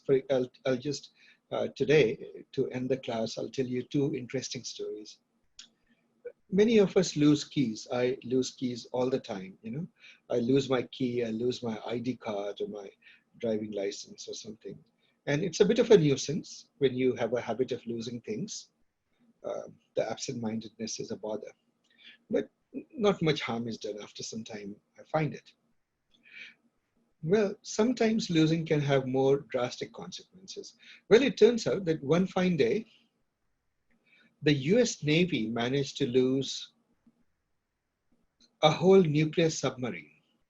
Now, how in the world do you lose a big nuclear submarine? Well, the way it worked is that there was a big submarine which was out at sea in the big Pacific Ocean, and the Pacific Ocean is huge. If you ever look at it in the globe, you'll realize that, well, being the ocean, obviously there are no landmarks.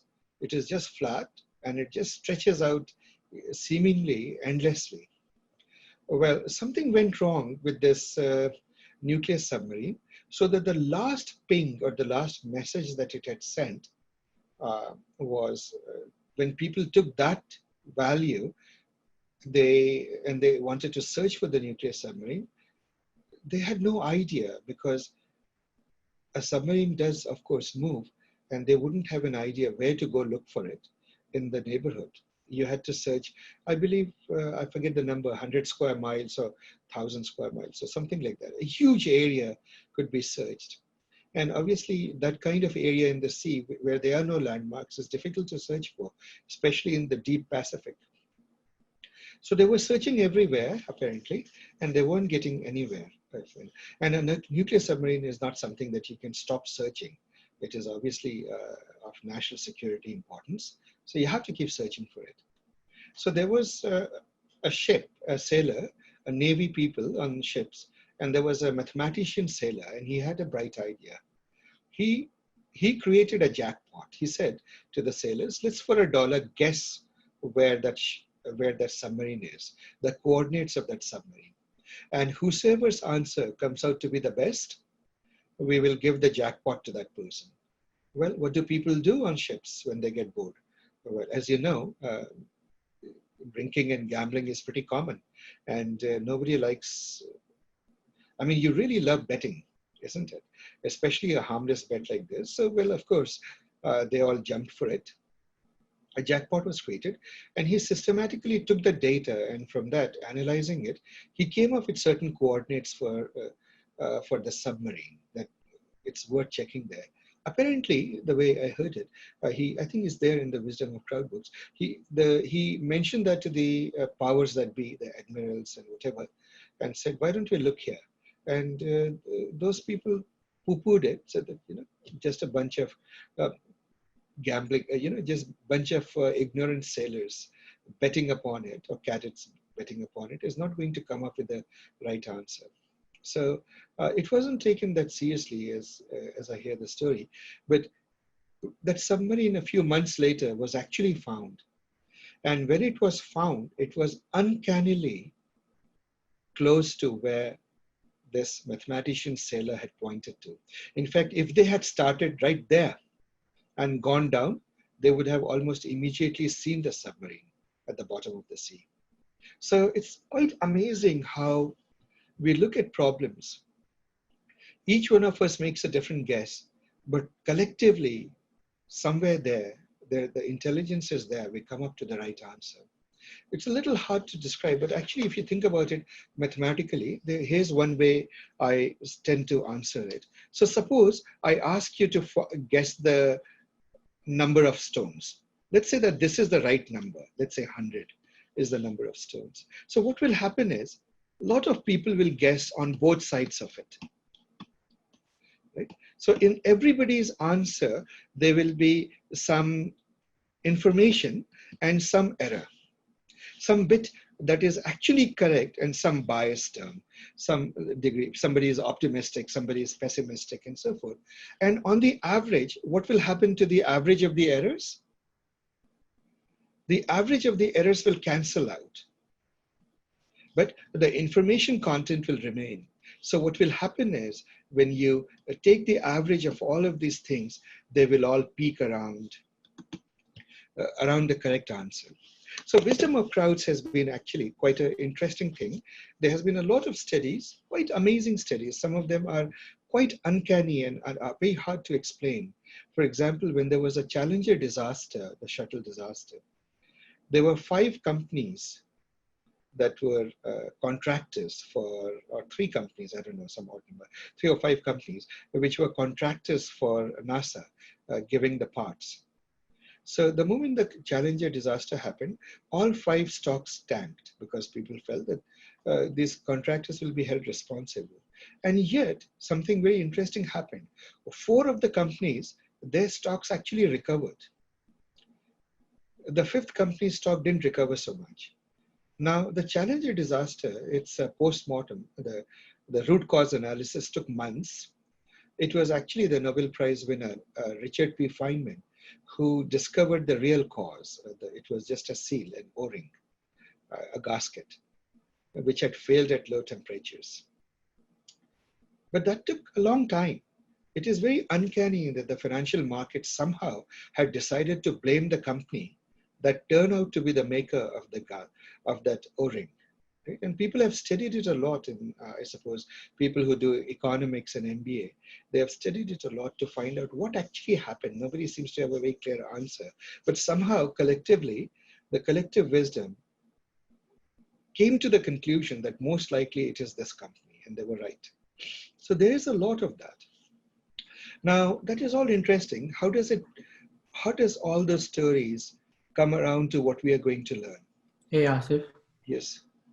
This is Abhijit. So this error, does this error also include irreducible errors or just Yes, irreducible errors it does include. And the point with irreducible errors is they always, the mean of the irreducible errors is 0. Yeah, okay. To the average out. So you wouldn't think here, you just say that individuals, when they are making guess, it's partly what they don't know and partly their optimism. Exactly. Yeah. Okay. That's how those things get mixed up. Yeah. Now, how does it relate to machine learning and to algorithms? I'll give that with a simple example. Let us say that you took a bunch of kids to the zoo and to a meadow. And a very simplified meadow that I keep referring to. Imagine a meadow in which there are only 2 kinds of animals. They're cows and they're ducks. And the teacher is trying to tell the children about cows and ducks.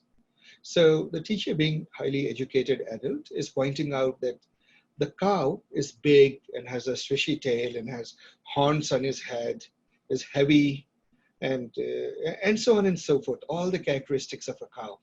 And then the teacher is also explaining all the characteristics of a duck, you know, the feathers, the wings, the webbed feet, the beak, the small size, small weight, and all of that, the behavior. But imagine that these are kindergarten children. So what will happen is, for them, it would be information overload. They won't quite catch on to all of those things. So one child may remember 1 or 2 facts. For example, one child may remember that cows are big and they have swishy tails, right? Or that ducks are small and they have feathers. So little small things. They won't remember the whole large collection of features that distinguishes cows from ducks. Some other child may have noticed onto something else, may notice the fact that cows don't have beaks, ducks have beaks. Another child may have noticed that cows have hooves and ducks have webbed feet. So each child may have picked up some things, a subset of the information. You use the word weak learners. Each child, you can say, is a weak learner.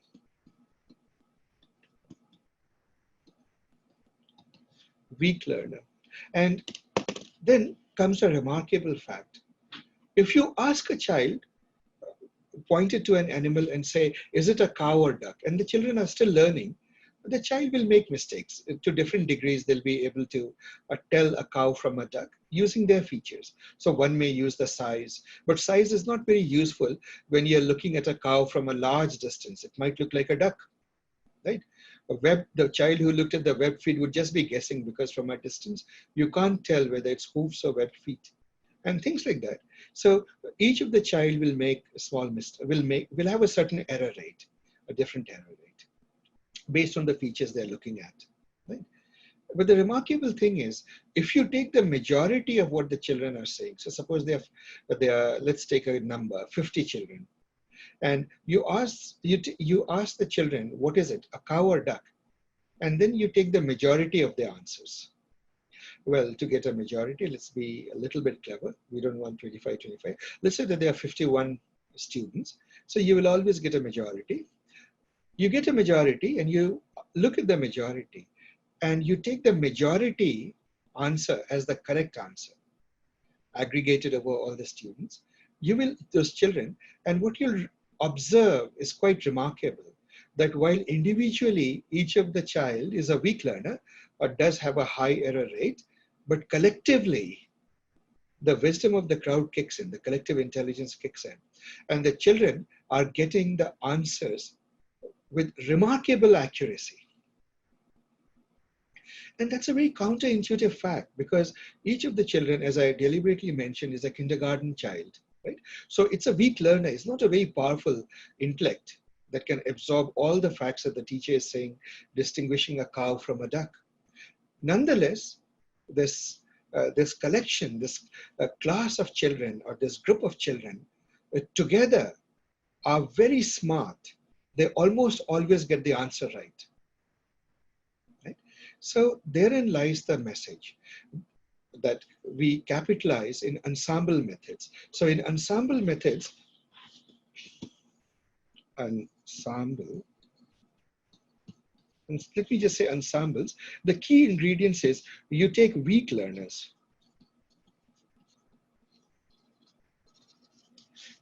B, many of them. Then comes the things that are implicit that I didn't mention, but I should mention. Each learner, different learners are looking at different things, different aspects. You know, one child looks at the webbed feet and something else. Different learners are looking at different subset of features.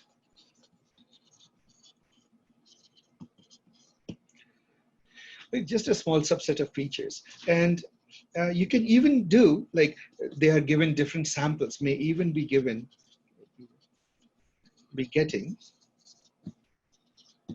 different, because let's say each child is roaming around in a different part of the meadow, different samples of data. Now comes a fact that is important to know. Implicit to this is they're looking at different, you know that these children are not talking to each other. One is looking at webbed feet, another is looking at, let's say, the size of the animal, right? And it is important that they're independent. So in other words, the learners are not correlated.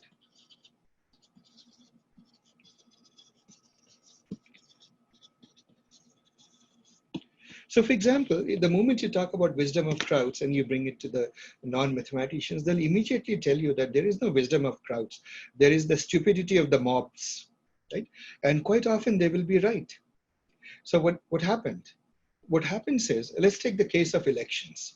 In any democracy, the ideal condition is that there are candidates and each citizen thinks about what each candidate is offering to the country, what the agenda is, deeply thinks about it, independently comes to a conclusion and picks a candidate. That is the way democracy in its ideal form should work. If that were true, democracies would not tend to bring in the kinds of leadership they invariably bring up, in the sort of idiotic leadership quite often that emerges in most democracies, time and again. So what happens in reality? Where did the theory fail? In my view, and this is a subjective perspective, and I would argue that I'm fairly convinced of that, and I'll let you decide whether you agree. In democracies, this process of election is not giving the candidates and then people making independent decisions. There is a whole process of campaigning in which the media, the newspapers you read, the television you watch, etc., is trying to influence you. Each candidate is trying to influence.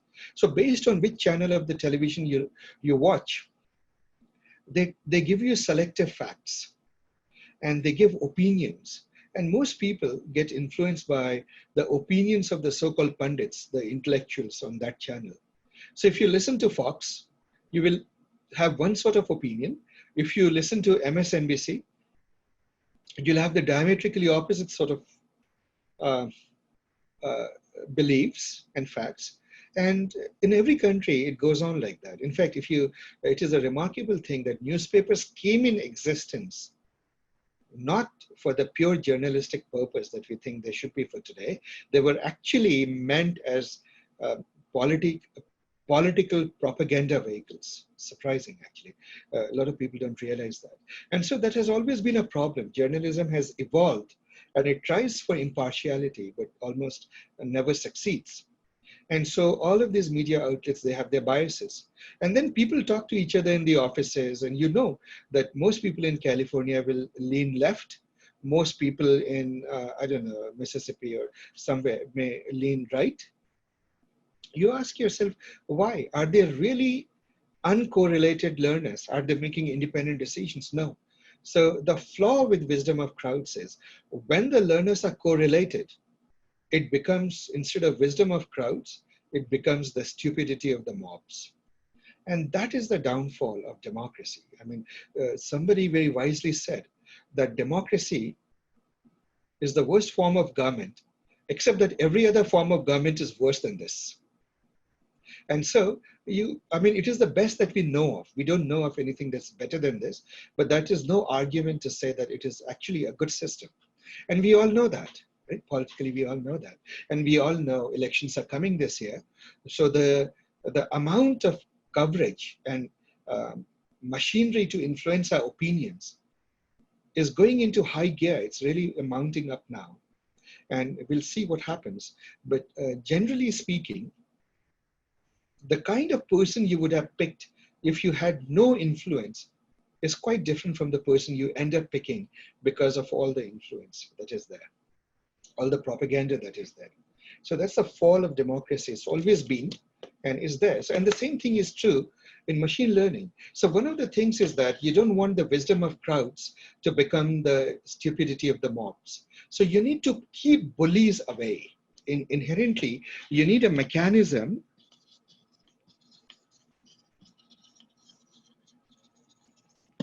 to keep bullies who can dominate thinking, who can dominate,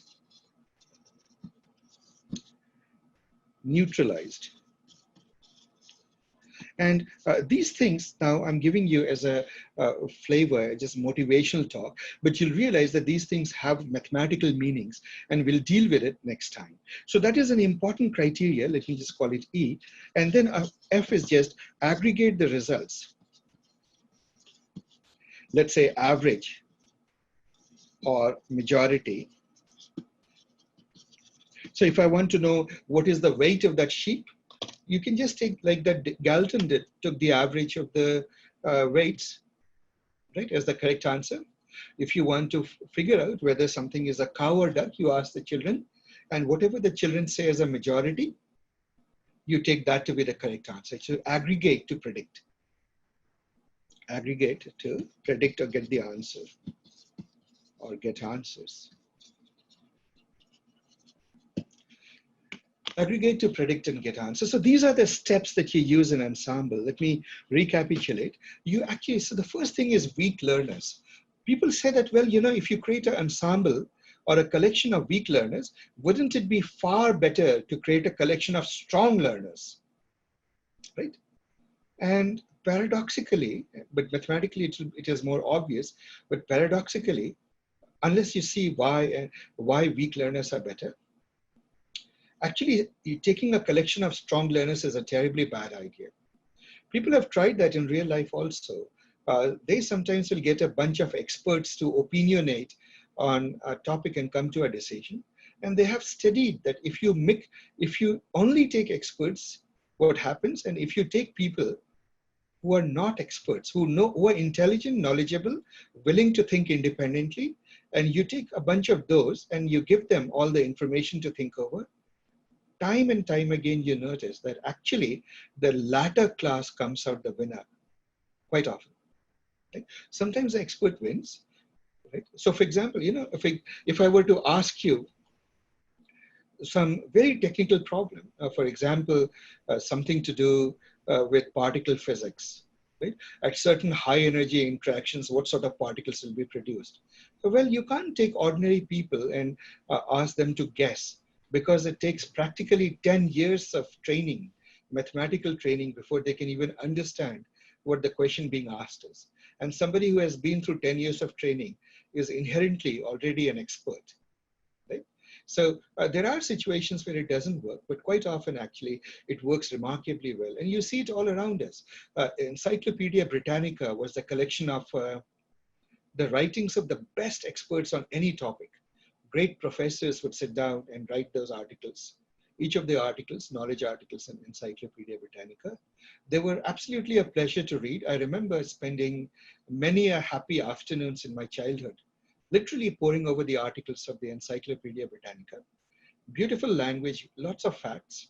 And then came Wikipedia, where anybody can go and who feels that they know enough can go and update a topic or write about a topic.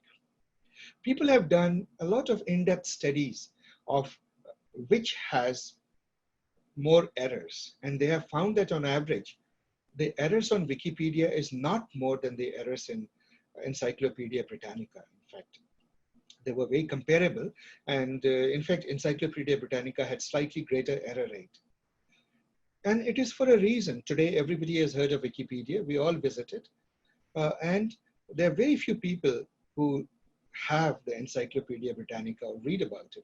In fact, the last printed volumes were in the late 90s, or maybe 2005 is when the last printing happened, and the editions were older. And after that, it hasn't been printed to my knowledge. I don't know, does anybody here own Encyclopedia Britannica?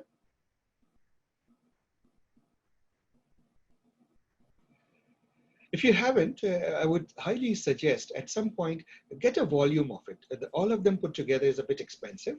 It will cost you a few $100 or $1,000, but get a volume. It would be inexpensive on eBay or something like that. And try reading articles from that. And you would be absolutely fascinated by the depth of scholarship behind each article. And yet we find today that everybody goes to Wikipedia. And a lot of information is there on Wikipedia. It's mostly accurate. Right? Why? Because behind every article, there's a lot of debate. There are people who are debating ideas. They're saying, no, this is not correct. This is not well stated. And they're arguing over it. And finally, what comes out is the collective expression of what they all think. And so the articles evolve in Wikipedia. So I will stop here. I don't want to go into the technical aspects of ensembles. Now you may say, where is ensemble used in practice? They're used everywhere. The algorithms that fall under these categories are many actually, but the ones most people are familiar with are a random forest and a gradient boosting like XGBoost and ADA boost and things like that. People are very familiar with cat boost and so forth. So in practical terms, we will do all of that. And on next Monday, we will continue the theory of ensembles.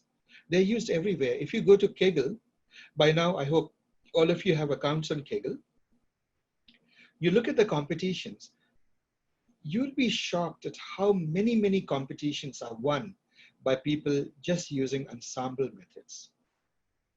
In fact, once you learn the whole theoretical aspects of ensemble, the question you would be left asking is there ever a situation when you should not use ensembles? Okay? And we'll come to that. It turns out that it is much better to use a lot of learners and aggregate their wisdom rather than just use one algorithm. And with those words, I will conclude and I'll take questions now.